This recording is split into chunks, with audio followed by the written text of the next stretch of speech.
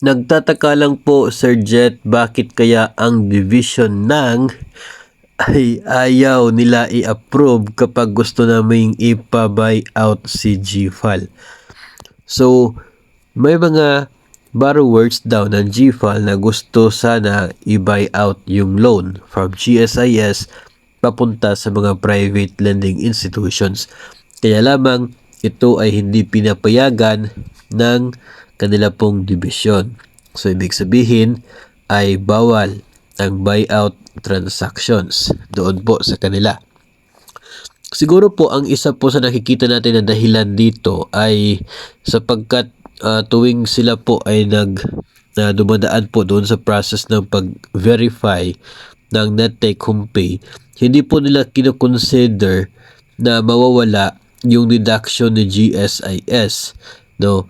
Dahil siguro nagpapa-verify ng loan nang hindi pa binayaran ni PLI yung utang sa GSIS, kaya wala pang delisyon na maibibigay, so hindi pa nila kinukwenta as deleted yung deduction ng GSIS. So yung ending ay hindi sufficient yung maging net take home pay. Pero yun naman po ay pwede naman po talaga, di ba? Allow naman po yung buyout, no? Pinapayagan naman po yun ng DepEd.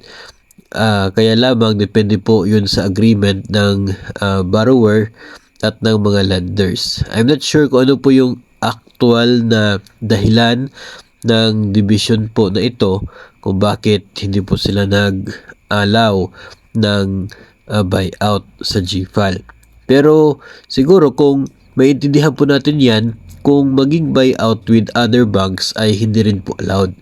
Pero magtataka tayo kung yung mga PLIs pwede yung buyout PLI to PLI, pero GSIS na i-buyout ni PLI ay hindi na pwede.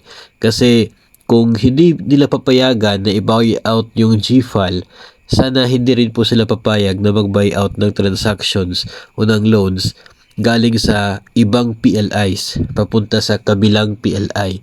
So, kasi the same po yung effect niyan pagdating po doon sa pag-verify ng net take home pay. Pero yun nga, kung pareho namang hindi pinapayagan, then siguro that's the policy na sinusunod nila. Pero kung tanging GFAL lang yung hindi pinapayagan, ay siguro dapat meron po silang sapat na dahilan na kanila pong ipapaalam sa mga borrowers kung bakit hindi sila pumapayag na yung GSIS loans ay i-buy out ng mga bangko. Si GSIS naman, sa napapansin po natin, ay willing naman na nagbibigay ng SOA, no?